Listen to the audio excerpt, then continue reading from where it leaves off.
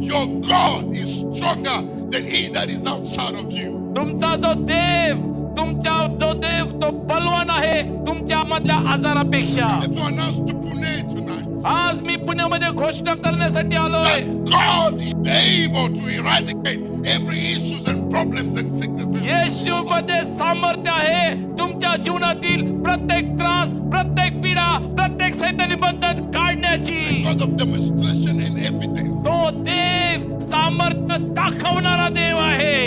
If there is a sickness, then you know there is a healing.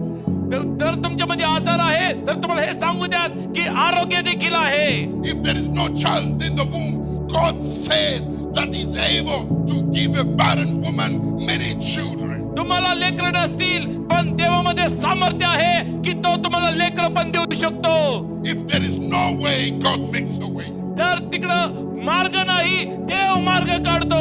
The same way he made Israel to pass through the Red Sea, he will make you pass through your problems. ज्या देवानी इस्रायलला तांबड्या समुद्रातनं वाट काढली तो देव तुमच्या समस्येतनं तुमच्यासाठी मार्ग काढेल. That sickness in you is not there to kill you, but to prove the power of God.